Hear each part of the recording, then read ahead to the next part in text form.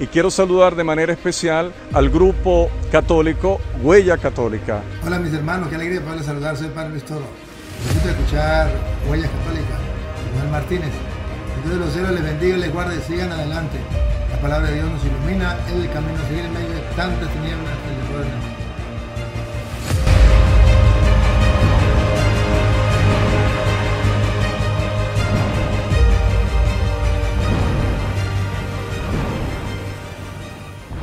Padre, del Hijo y del Espíritu Santo. Amén. Amado y eterno Dios, que habitas en el alto cielo y en cada corazón de los que desean hacer tu voluntad, te ponemos en tus manos a todos y a cada uno de estos hermanos que se han reunido hoy en tu nombre para escuchar tu bendita y santa palabra. Te agradecemos, Señor, infinitamente por el don de la fe, por el don de la caridad, por el don de la esperanza, pero sobre todo por el don de la perseverancia en esta iglesia que tú has dejado. Todo te lo agradecemos a ti que vives y reinas por los siglos de los siglos. Amén. Siéntense por favor, hermanos. Como ustedes saben, queridos hermanos y hermanas, el Salmo 100 dice: cantad alegres a Dios, habitantes de toda la tierra. Y qué maravilloso de que ustedes empeñan todas sus fuerzas, toda su alma, todo su corazón para alabar y glorificar el nombre del Señor. Pero también es verdad que Jesús le dijo a Satanás, Mateo capítulo 4, no solo de pan vive el hombre, sino de toda palabra que sale de la boca de Dios. Y esta tarde debo confesarles que estoy altamente agradecido con el Señor, altamente agradecidos con todos y cada uno de ustedes por la invitación a este encuentro. Y me han pedido de que cuente un poco de mi vida, un testimonio a nivel personal. Pero antes yo quisiera que nos pusiéramos de acuerdo en que Cristo Jesús dejó 6 iglesias, ¿sí o no? No. ¿Cuántas? Una. Mateo 16:18. Y ahora yo te digo, tú eres Pedro, o sea piedra, y sobre esta piedra edificaré, ¿qué dice? Mi iglesia, y las fuerzas del infierno no la podrán vencer. A ti te daré las llaves del reino de los cielos. Lo que ates en la tierra quedará atado en el cielo, y lo que desates en la tierra quedará desatado en el cielo. Esta iglesia, fundada por Cristo, San Pablo la llama base y pilar de la verdad. 1 Timoteo 3:14, dice San Pablo: espero ir pronto a verte, pero si me tardo sabrás cómo portarte en la casa de Dios, es decir, la iglesia, la cual es base y pilar de la verdad. Por tanto, hay una iglesia que es la verdadera, hay una iglesia que es la base, que es el pilar de la verdad. Históricamente y bíblicamente, la iglesia que siempre ha sido es la iglesia católica. Pues esta iglesia, fundada por Cristo y que es base y pilar de la verdad, también San Pablo la va a llamar el cuerpo de Cristo. Efesios 1:22, Dios puso todo bajo sus pies para que, siendo Cristo la cabeza de la iglesia, la cual es su cuerpo. Por tanto, hay una iglesia que es la que compone el cuerpo de Cristo. Y el cuerpo de Cristo puede estar pedaceado, ¿sí o no? No, ni aquel soldado romano pudo quebrar el cuerpo de Cristo. Por tanto, la iglesia tiene que estar unida, y la iglesia de Jesucristo es la que trabaja por la unidad. Ahora bien, de esto concluimos que no podemos amar a Jesucristo si no amamos a la iglesia, que es el cuerpo de Cristo. Y aquí está el error de los hermanos separados, que ellos dicen: yo acepto a Cristo, yo amo a Cristo, pero la iglesia católica es la ramera, es la prostituta, la gran Babilonia. No, señor, no puedo amar a Jesucristo y no puedo aceptar a Jesucristo si no amo y si no acepto a la iglesia, que es el cuerpo de Cristo. Y punto. Y aquí es donde hay divisiones hasta para vender.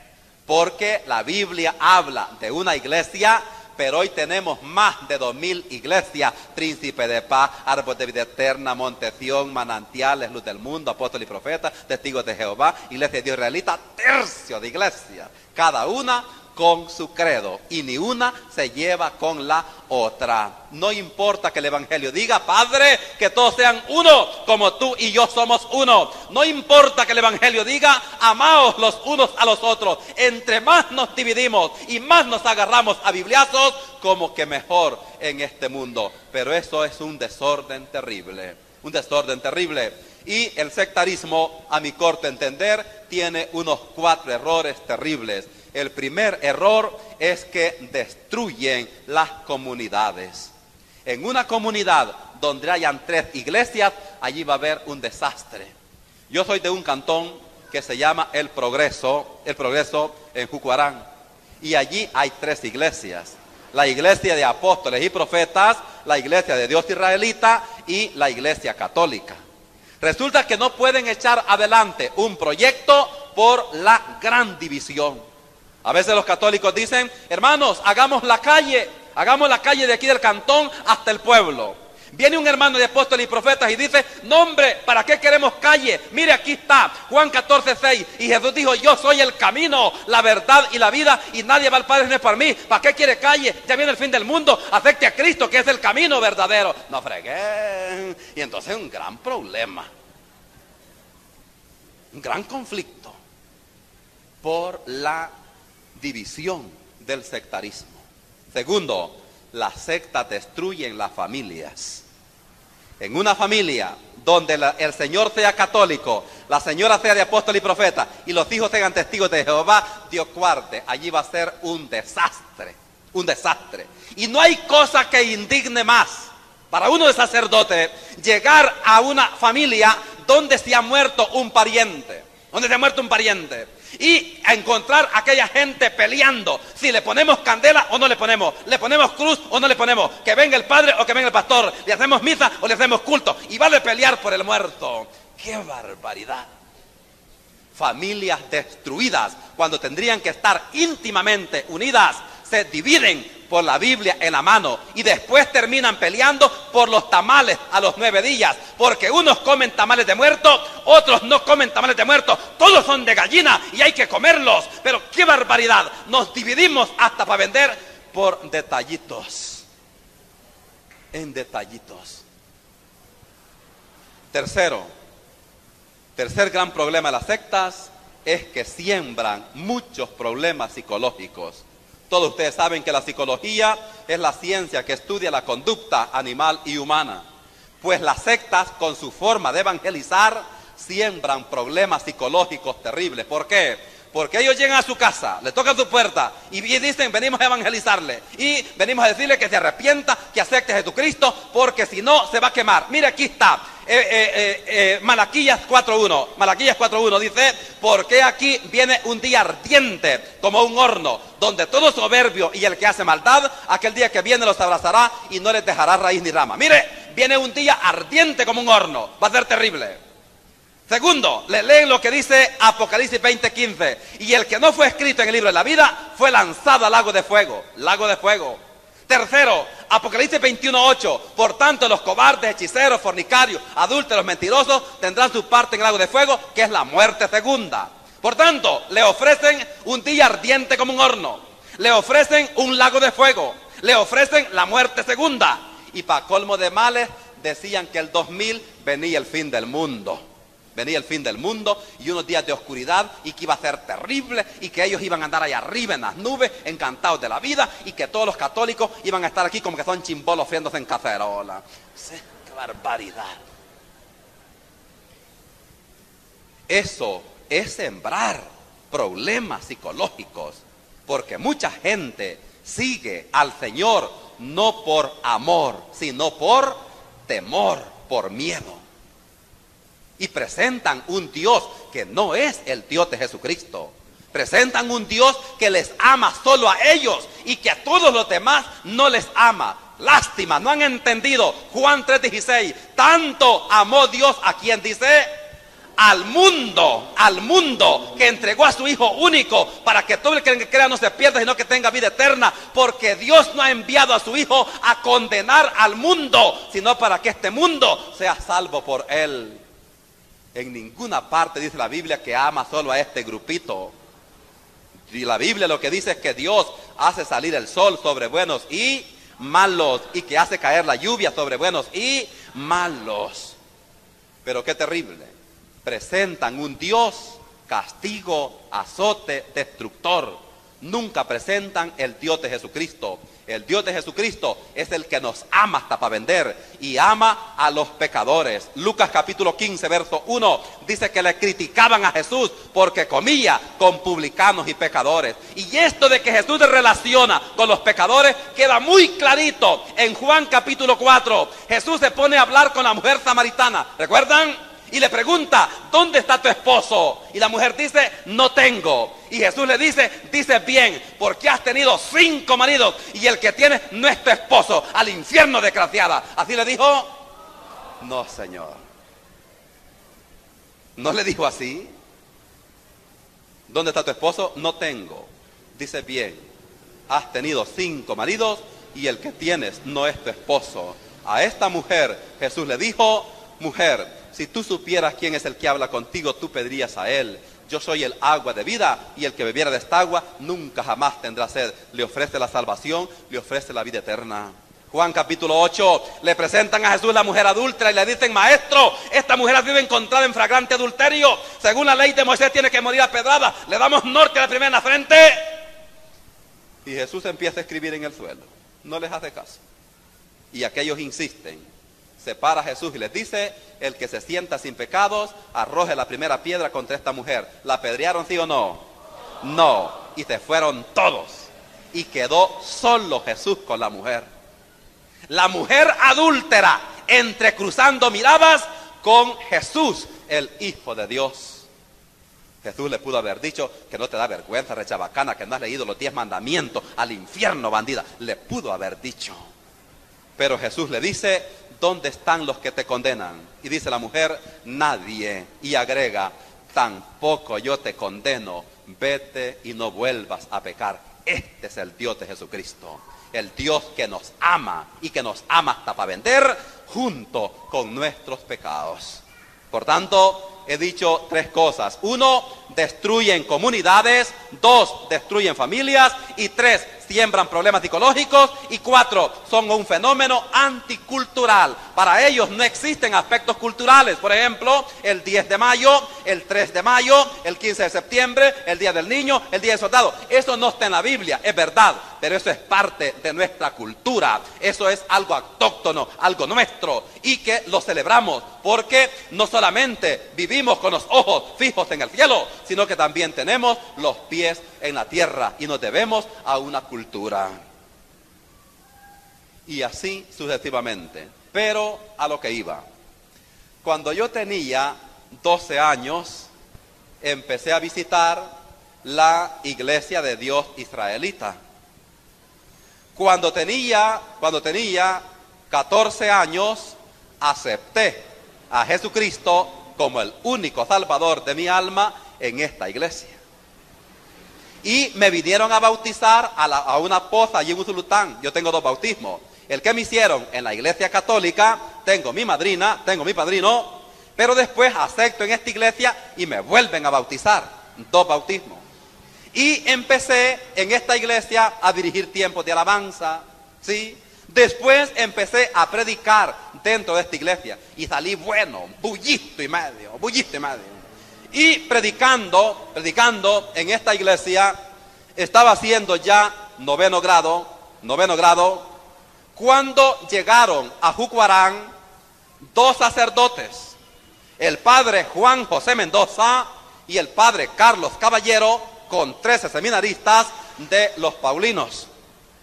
Y entonces una maestra me dijo, mira, ellos son cristianos, ellos leen la Biblia y juegan basquetbol, ¿y tú por qué no quieres ir a educación física? Y entonces yo dije, estos muchachos necesitan evangelización, y cabal. Otro día yo agarro los cuadernos, agarro la Biblia, voy para la escuela, al salir de clase dejo los cuadernos, agarro la Biblia y voy para el convento. Bruto y medio, bruto y medio. Y entonces los encontré a todos almorzando. Y llego yo y les digo, aquí vengo a que hablemos de la palabra del Señor. Ustedes andan diciendo que hay que guardar el domingo y la Biblia dice que hay que guardar el sábado. Mire, aquí está, Éxodo capítulo 20, versículo 8 en adelante. 6 días trabajarás y harás todas tus obras, más el día sábado, el día de descanso consagrado a Jehová tu Dios. No hagas en él obra alguna, tú ni tu hija, ni tu sierva, ni tu bestia, ni tu extranjero que está dentro de tu puerta. Calmate, me dice uno, vení comer primero. Calmate, vení comer.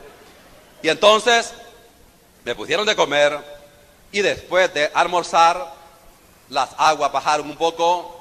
Y me dice un muchacho, Bernabé Chicuy Hernández, me dice, mira, no vas a poder hablar con todos. No tenemos tiempo, ya tenemos compromisos y difícilmente. Habla solamente con el padre Carlos. Ah, bueno, dije yo, con este que me lleve, suficiente. Sí, entramos ya. Y entonces el padre me llamó debajo de un palo de mango, y allí estaba una gran viga, porque estaban deshaciendo el templo de Jucuarán. Y me dice el padre, ¿y qué es lo que querés? Ah, no, que yo aquí vengo a hablar de la Biblia.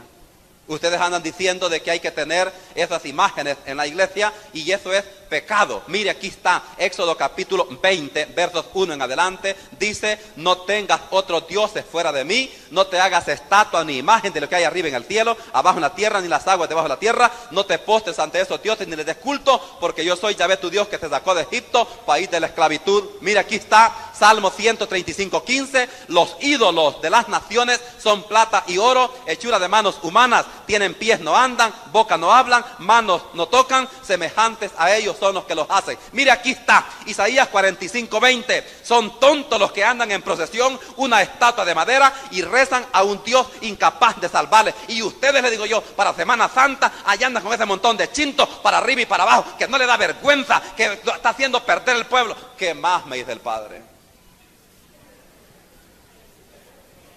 Mire, andan diciendo ustedes de que la Virgen María es santa y que es virgen y que intercede por nosotros. Mire, aquí está, aquí aparece Marcos capítulo 6. No es este el carpintero, el hijo de María y el hermano de José, Judas, Simón y Santiago, y sus hermanas no viven aquí entre nosotros. Mire, aquí está, María tuvo más hijos, aparecen 4, y también tuvo hijas, no aparece, pero pongámosle 3. María tuvo 7 cipotes, es una mujer común y corriente.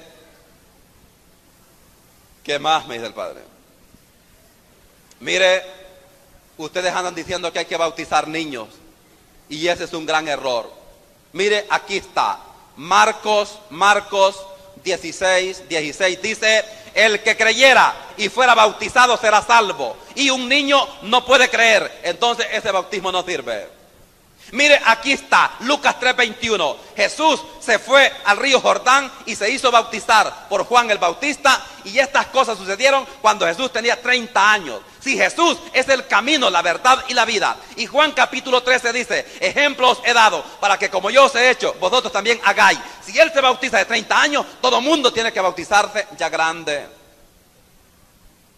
Además, le digo yo, mire, aquí está Mateo capítulo 19, verso 13, dice Jesús, dejad que los niños vengan a mí, porque de los que son como ellos es el reino de los cielos. ¿Para qué mantillas blancas? ¿Para qué candelas? ¿Para qué padrinos? Si los niños son de Jesús.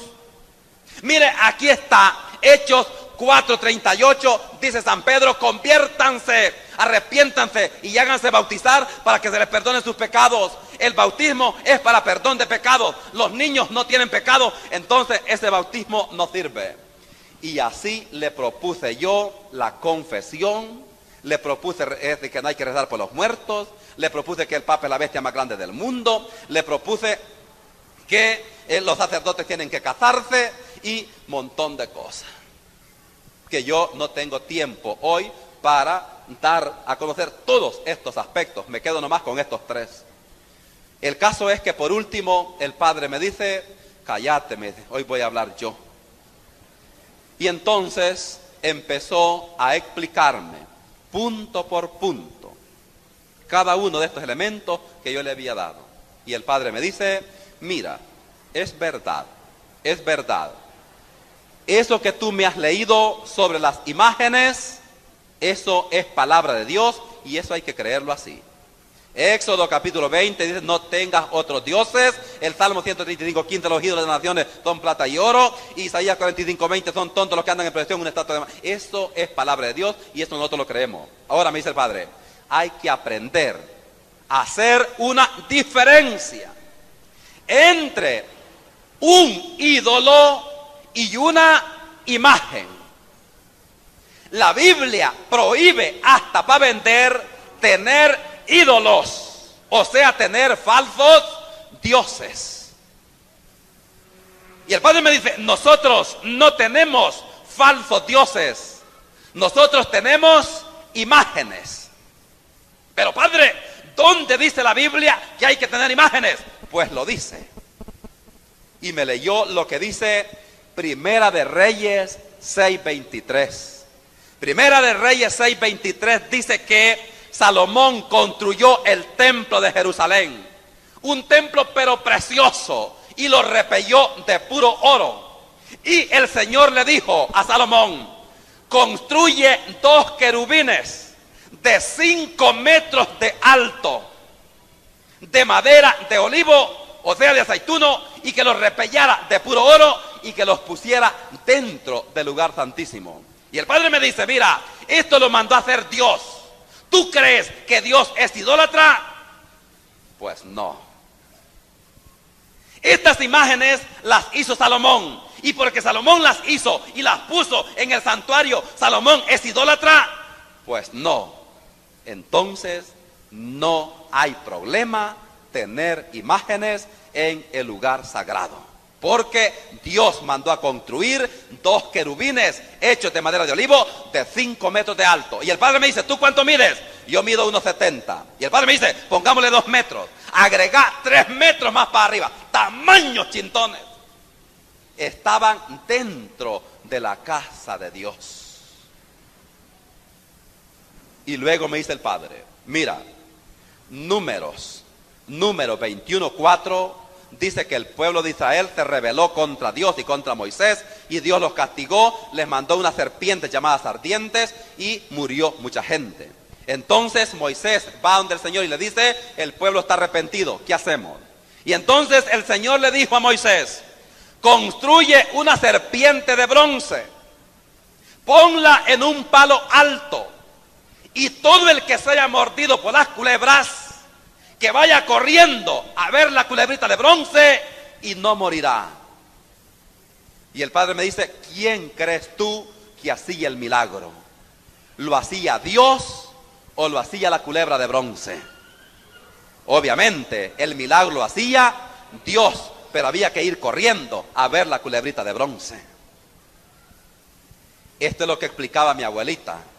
Mi abuelita decía, la Virgen de Candelaria me hizo este milagro. No, el milagro lo hizo Dios, pero había que ir a Jucuarán a ver la Virgen. La Virgen Dolorosa me hizo este milagro. No, el milagro lo hizo Dios, pero hay que ir a La Puebla a ver la Virgen. El Señor de Esquipulas me hizo este milagro. El milagro lo hizo Dios, pero hay que ir a Guatemala a ver el Cristo Negro. El pueblo de Israel era mordido por las culebras. Para no morir, salía corriendo a ver la culebrita de bronce. El milagro lo hacía Dios, pero había que ir corriendo a ver la culebra de bronce. Y el Padre me dice, mira, si tú no crees en las imágenes, anda a ver dónde te enterrás, porque tú has sido creado a imagen y semejanza de Dios. Génesis capítulo 1.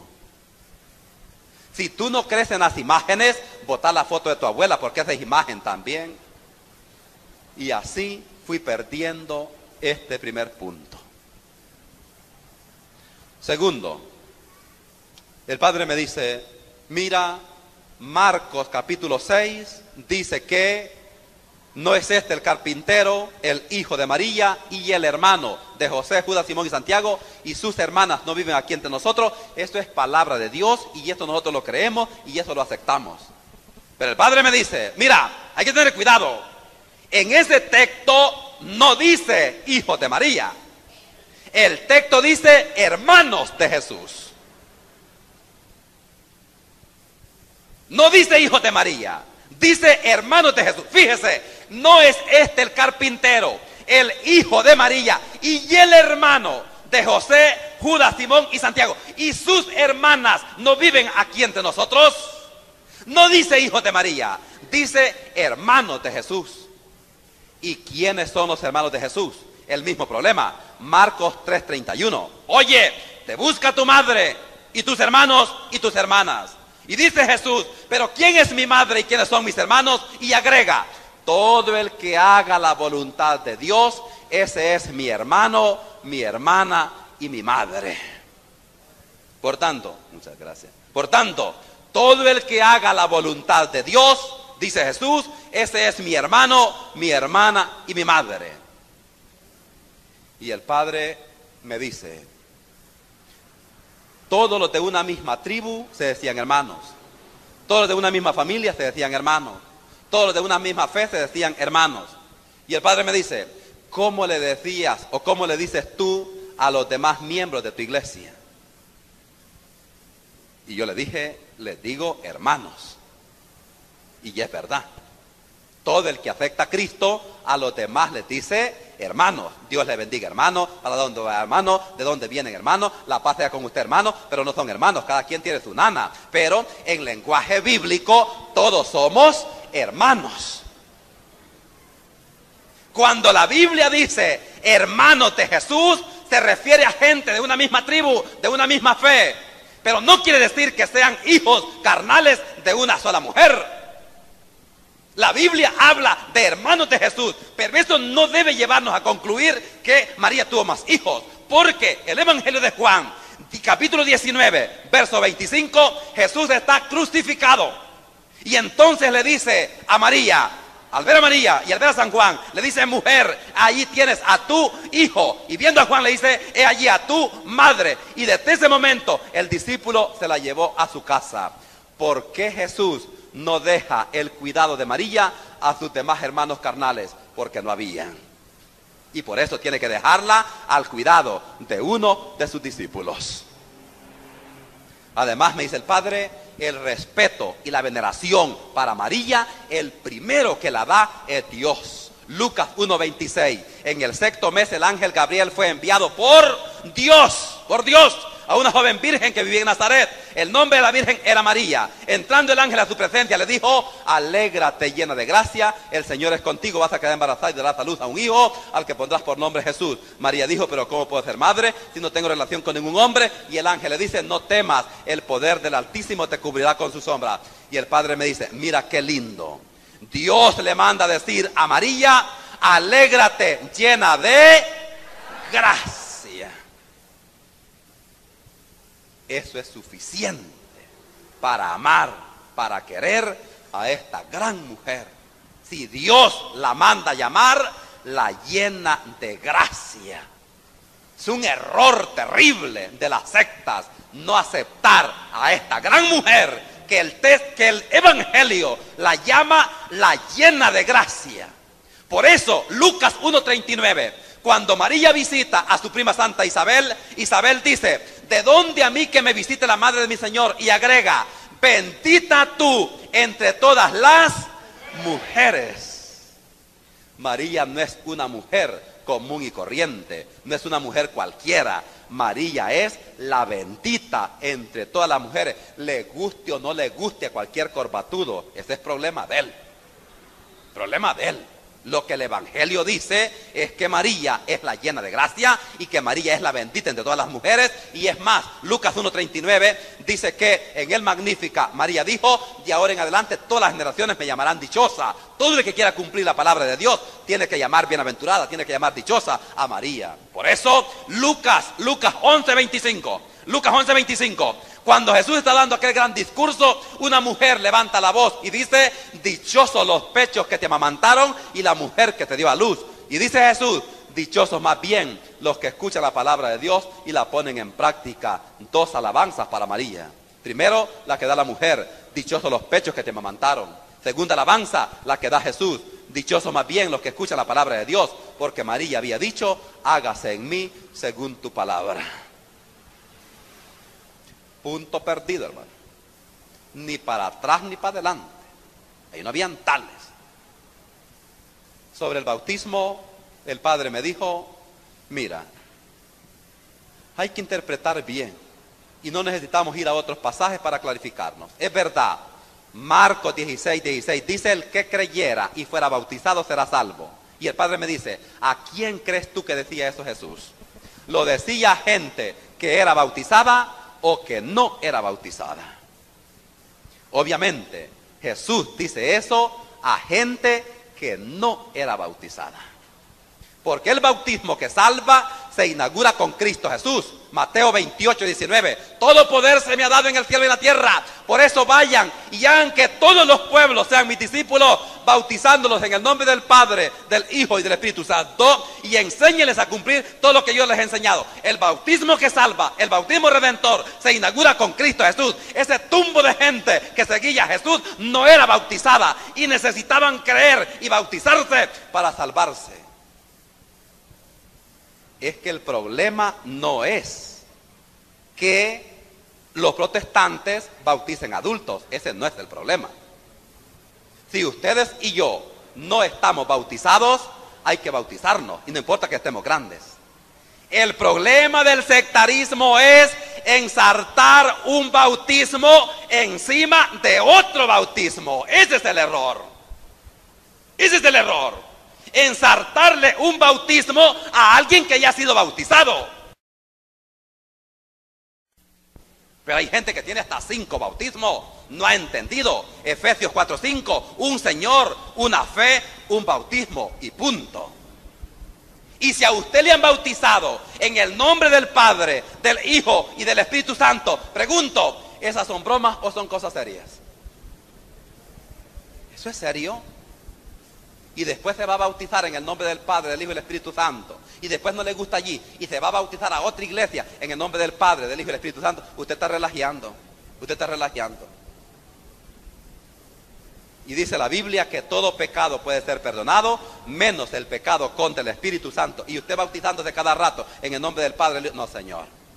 No. Luego el Padre me dice, es verdad. Jesús se bautizó de 30 años. Eso es cierto. Pero una cosa, me dice el Padre, es el bautismo de Jesús y otra cosa es el bautismo de nosotros. Jesús nació por obra y gracia del Espíritu Santo, ¿sí o no? Ustedes y yo hemos nacido por obra y gracia del Espíritu Santo, ¿sí o no? No. Jesús nació de una virgen, ¿sí o no? Nosotros hemos nacido de una virgen, ¿sí o no? No, Señor. Pero hay gente que quiere ir haciendo toditito lo que hizo Jesús. Pues no se puede. Porque Jesús nació por obra y gracia del Espíritu Santo y también nació de una virgen. No hay que ser igualados, hermano. Sí, no hay que ser igualados. Es muy diferente el bautismo de Jesús y el bautismo de nosotros. Muy distinto, muy distinto. Sí, pero el Padre me dice, mira, aceptemos. Pero si van haciendo toditito lo que hizo Jesús, ¿por qué se quedan solo con el bautismo? ¿Por qué no hacen también lo demás? Jesús se fue, después de ser bautizado, se fue al desierto y ayunó 40 días y 40 noches. Y el Padre me dice, anda aguantando vos un mes, a ver cómo te va. A ver cómo te va. Y hacerlo, porque Jesús lo hizo. No, Señor. El Padre me dice, mira, Jesús se fue y resucitó a Lázaro, resucitó al hijo de la Naín, resucitó a la hija de Jairo. Pues como Jesús resucitó muertos y tú vas haciendo todo lo que hizo Jesús, anda al cementerio y resucitá vos unos 3 también. Porque como vas haciendo todo lo que hizo Jesús, entonces ¿por qué te quedas solo con el bautismo? Haz también lo demás. Jesús en Caná de Galilea convirtió 6 tinajas de agua en vino. Convertimos a pichinca de agua en vino, pues a veces es verdad. Jesús fue muerto y sepultado y al tercer día resucitó. Cuando vos te murás, a los 3 días te venís de vuelta. Sí, ya te vas a venir. Hermanos, es que hay muchas cosas que Jesús las hizo, pero no quiere decir que todo el mundo las va a hacer. El bautismo, Jesús se bautiza 30 años, ¿de acuerdo? Pero una cosa es el bautismo de Jesús y otra es el bautismo de nosotros. Y es muy diferente, muy diferente. Luego el padre me dice, mira, si la Biblia dice, dejad que los niños vengan a mí, porque de ellos es el reino de los cielos, eso no niega el bautismo, eso lo exige, eso lo exige. Si la Biblia dice, dejad que los niños vengan a mí, entonces cuanto antes hay que bautizar. Porque Evangelio de Juan 3:5 dice, el que no renace del agua y del Espíritu no puede entrar al reino de los cielos.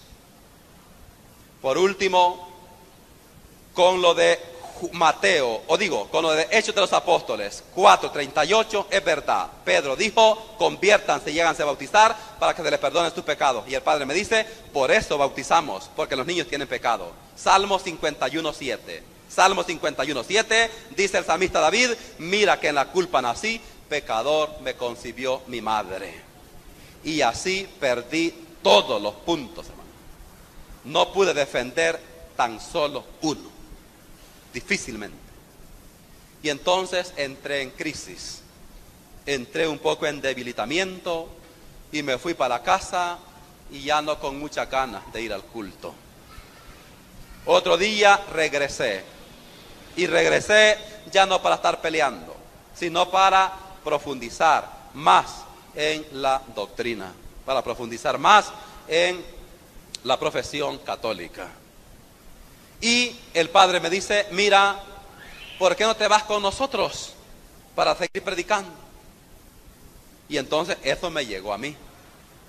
Eso me llegó. Porque un poco en duda en la iglesia donde estaba. Un tanto de incertidumbre. Y ellos me ofrecen la oportunidad de seguir con ellos. Me pareció genial. Y entonces regresé a la casa. No le dije nada a nadie. A nadie. Sino que ya iba meditando, reflexionando y toda aquella cuestión. Y luego seguimos hablando por teléfono y les dije que sí, que al finalizar el noveno yo me iba con ellos, con los paulinos. Termino el noveno y viene el padre Carlos Caballero a traerme a Jucuarán, pero ya había llegado el padre Efraín Rivera a Jucuarán. Y entonces yo le dije que quería entrar al seminario, que qué opinión tenía él, y él empezó a investigar un poco de mi vida, y le van contando que yo había dicho que la iglesia católica es la ramera, la prostituta, la gran Babilonia, y que el Papa es la bestia más grande del mundo. Y entonces el padre Efraín le dijo al padre Carlos, a este muchacho no te lo lleves, no te lo lleves. Este muchacho no va a perseverar, y si lo llevas hasta Guatemala, se te puede venir de regreso y te puede perder en la aduana, mejor dejémoslo en Santiago de María. Y entonces así fue que yo hice el cambio. No me fui para Guatemala con los paulinos, sino que me quedé en Santiago de María, en el seminario menor. Pero para entrar a este seminario fue un gran conflicto. Porque un sábado yo vine para entrar al seminario y el rector era el padre Lázaro Iraeta. Y entonces el padre, yo le digo, mire, yo quiero entrar al seminario, siento que traigo vocación para ser sacerdote. Y el padre me dice, muy bien, pasa adelante, ¿sí? Me mete a su oficina y me dice, a ver, cuéntame un poco de tu vida para irte conociendo. Y empiezo a contarle todo el rollo. Que había andado evangelizando para arriba y para abajo, que era bautizado y que no creía en la Virgen, que no creía en las imágenes y toda la cuestión. Y el padre no me dijo nada. Y un poco enojado me dice, te me vas de aquí porque aquí espías no queremos. Y entonces me echan de ahí. Me echaron. Y entonces un poco abatido me fui para la casa y le dije al padre Efraín, mire, no me dejan entrar. Dicen que espías no quieren ahí y que yo voy a arruinar a todos los muchachos y que no me dejan entrar. Y entonces me dice, vamos a ir el sábado siguiente. El sábado siguiente venimos al seminario y entonces el padre Efraín habló con el padre Lázaro y el padre Lázaro le dijo, mira, aquí no puede entrar, pero que vaya a Lolotique. En Lolotique, allí está un sacerdote de que tiene unos 3 o 4 muchachos que le ayudan en el convento y los pone a estudiar el bachillerato y después los manda al seminario mayor. Pero yo no sabía que el padre Vargas, que es de allí, de Lolotique, era un poco malcriado. Y entonces llego con un compañero que se llama Mardoqueo Portillo y le dije que quería entrar al seminario, pero que tenía un poco de problema y que se podía entrar con él. Y entonces me dijo, sí, puedes entrar, pasa adelante, me dice, cuéntame un poco de tu vida, otra vez, ¿sí? Y empieza a contarle otra vez todo el rollo. Y entonces el padre salió a la puerta llamó a mi compañero y le dijo, ¿y qué andas haciendo con ese pasmado? Ay, le dije, llévatelo para Jucuarán, aquí no queremos protestantes. Y entonces no me dejan entrar. Luego vuelvo otra vez al seminario. Y entonces el padre Lázaro ya había hablado con Monseñor Cabrera.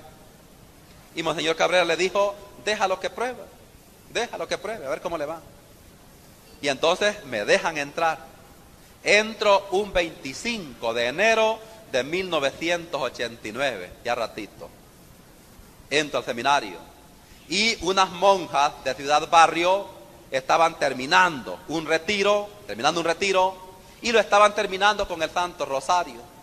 Y una monjita me dice, usted que va a ser padrecito, me dice, venga a hacernos el cuarto misterio del Santísimo Rosario. Y yo, ¿qué sabía de rosarios, por el amor de Dios? Absolutamente nada. De 18 años, tamaño tatajón, sin primera comunión, por el amor de Dios. Y aquella monjita brava porque yo no rezaba el cuarto misterio. ¿Qué sabía que era eso? Sí. Pero logré entrar. Después, el año lectivo, había que empezarlo con un retiro. Y en ese retiro todos tenían que confesarse. Yo no me confesé. Y entonces el padre Lázaro se acerca y me dice, ¿qué pasó? ¿Tienes que confesarte? No, aquí está, mire, Jeremías 17:5. Maldito el hombre que confía en otro hombre y pone su apoyo en un mortal. ¿Cómo me voy a confesar yo con usted, por el amor de Dios, que es más pecador que mí? Y entonces el padre me llamó alrededor de una cancha y bendito Dios que en la Biblia dice que hay que confesarse. Y el padre nomás me leyó lo que dice Juan 20:23. Dice Juan 20:23. Jesús dice a los apóstoles que eran hombres y que eran mortales. Les dice, a quienes ustedes perdonen sus pecados, les queden perdonados. Y a quienes les retengan sus pecados, les queden atados. Mateo 16:18, lo que ates en la tierra quedará atado en el cielo, y lo que desates, lo que liberes, lo que perdones en la tierra quedará perdonado en el cielo. Santiago 5:17, confiésense los pecados unos a otros. Está bien, pues, me voy a confesar. Me confieso y empiezo. Luego viene abril y empieza la Semana Santa, y mire, el diablo se esmera. En el primer Vía Crucis me toca cargar a mí al Nazareno, ¿sí?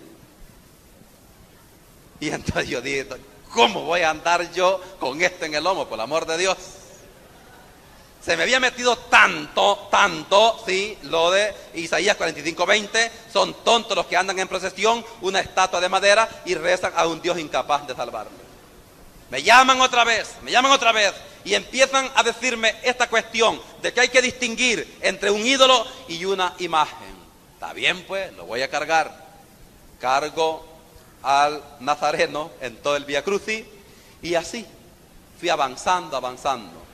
Termino el bachillerato en Santiago de María, y después paso al San José de la Montaña para hacer los 3 años de filosofía, y después pasé a la UCA, la Universidad Centroamericana José Simeón Caña, para terminar la teología.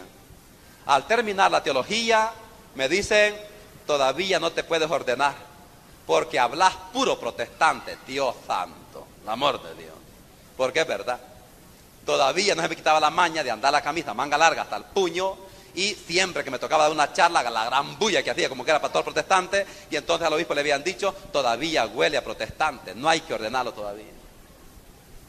Me retienen 2 años. En esos 2 años ya estaba desistiendo y dije, no, esta cosa aquí no me gusta, mejor voy a sacar visa para irme para los Estados Unidos. Voy a sacar visa y el diablo se esmera. Me mandan la visa a la casa. Y entonces a comprar el vuelo iba, y tenía que bajarme allí en un depillo de la Vía El Triunfo, y allí estaba un padre, el padre Elías, y me dice, ¿por dónde vas?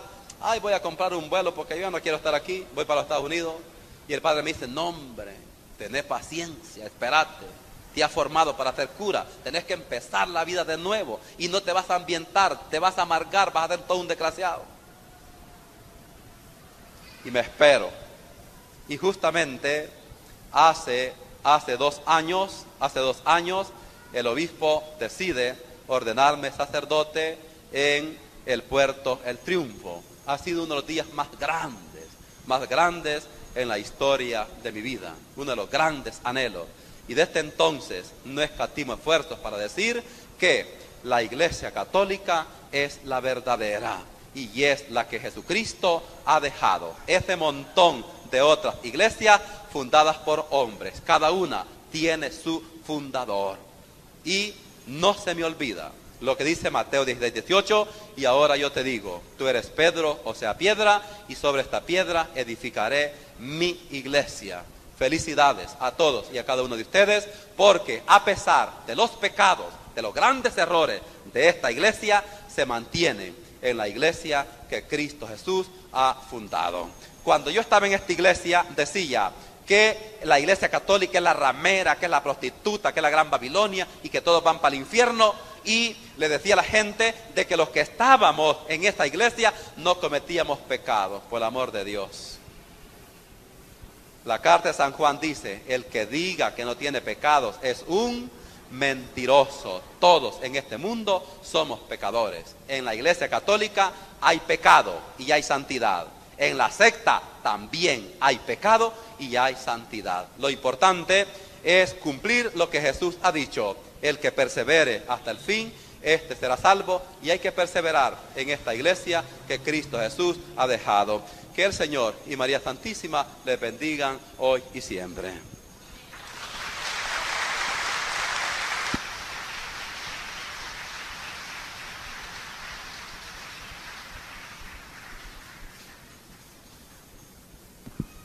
Todavía tengo 2 minutos.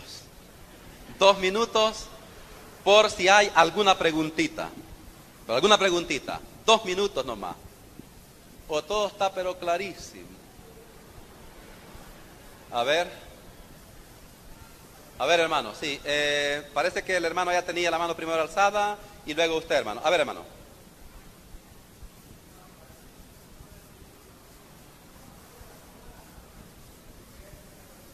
Sí, a ver, si se acerca un poquitito, casi no le escuché.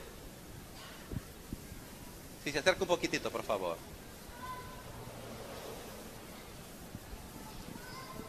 Sí, a ver, ¿qué decía usted? Ajá.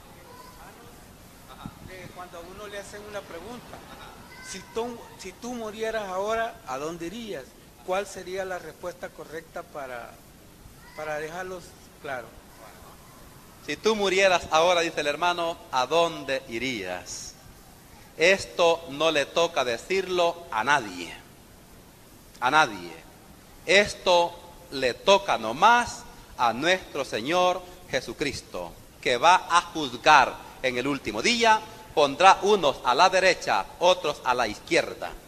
Los que estén a la izquierda, Él les va a decir, apartaos de mí, no les conozco. Los que estén a la derecha, les va a decir, vengan benditos de mi Padre, a heredar el reino preparado desde la fundación del mundo, porque tuve hambre y me dieron de comer, tuve desnudo y me vistieron, en la cárcel y me fueron a ver. Es decir, si hemos hecho la voluntad de Dios, que no es hacer vigilia, ni hacer cultos, ni hacer campaña, hacer la voluntad de Dios es Mateo 25:31.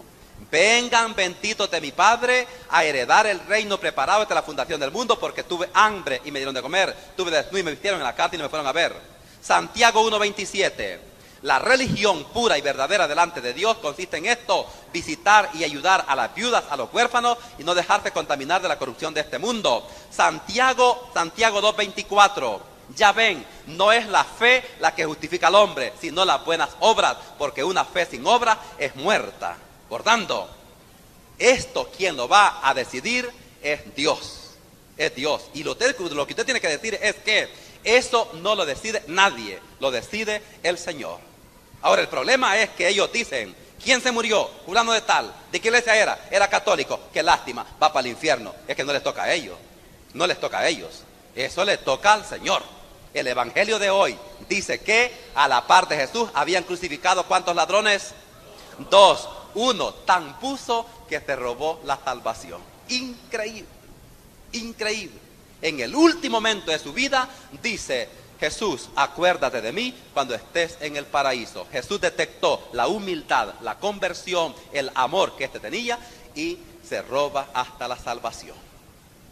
No podemos juzgar a nadie en este caso.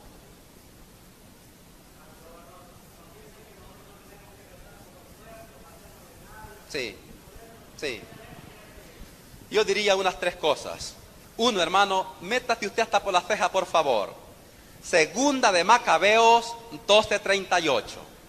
Segunda de Macabeos 12:38 dice que rezar por los muertos es una actitud buena, santa y de acuerdo con la ley.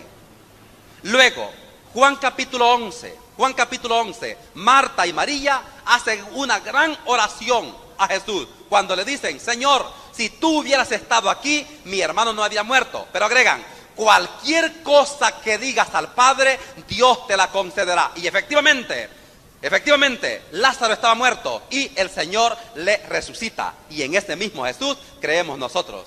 Luego, a nivel histórico, nuestra religión tiene una vertiente en la cultura indígena. Y los indígenas, nuestros ancestros, nuestros antepasados, nos han enseñado a venerar y a querer tanto a los difuntos. Por eso, cuando a alguien lo matan en la calle, la gente va a recoger el espíritu.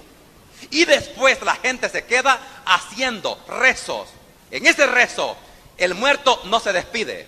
Al muerto se le despide hasta en el 9º día, por la noche, cuando se canta el Dios mío perdón y se levanta una cruz, para decir que así como levantan esa cruz, así será levantada el alma de aquel difunto. Pero lo más importante, no olvide, es segunda de Macabeos 12:38. Rezar por los difuntos es una actitud buena y santa y de acuerdo con la ley. Esto nunca lo van a encontrar ellos, nunca, porque ellos a su Biblia le han quitado 7 libros. Y en uno de esos 7 libros, segunda de Macabeos, es donde dice que hay que rezar por los difuntos. ¿Alguna otra cosita, gente? A ver, hermano.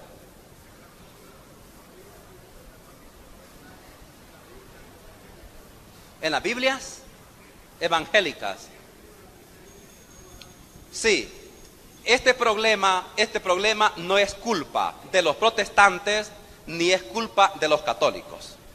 Este problema sucedió que el pueblo de Israel fue cautivo a Babilonia.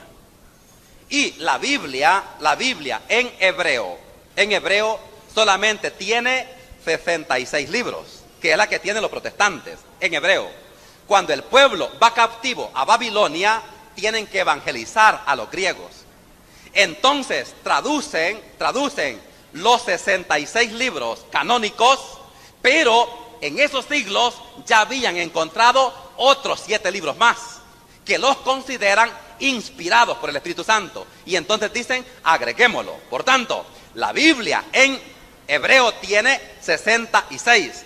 La Biblia en griego tiene 73.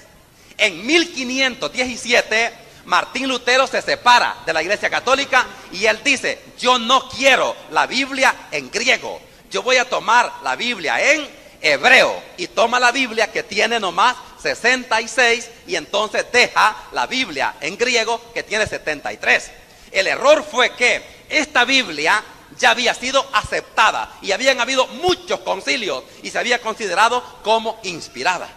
Entonces allí está el problema, que ellos, Martín Lutero, al separarse, se resiente con la iglesia y no quiere la Biblia en griego, sino que toma la Biblia en hebreo. Pero las dos Biblias son buenas y suficiente lo que tiene la Biblia evangélica para salvarte. El problema es la tergiversación. Jesús ha dicho, y eso lo dice la Biblia evangélica también, Juan 17:21, Padre, que todos sean uno. ¿Qué hacen ellos? Se dividen hasta para vender. Fundan iglesias, más de 2000 iglesias. El Evangelio dice, en Juan 13:34, amaos los unos a los otros. En esto conocerán que son mis discípulos, en que se aman. ¿Qué hacemos con las sectas? Nos agarramos a bibliazos. Que vos sos impío, yo soy santo. Que vos vas para el infierno, yo voy para el cielo. Que vos seguís a la bestia más grande del mundo y yo sigo al Señor. eso no nos salva. Y eso no es evangelio y eso no es palabra de Dios. Entonces, más o menos, por allí está el problema. No es que ellos le hayan puesto, ni que no es que nosotros le hayamos puesto, ni que ellos le hayan quitado, ¿sí? Por cuestiones de tiempo, gentes, perdónenme, me quedo hasta acá, ¿sí?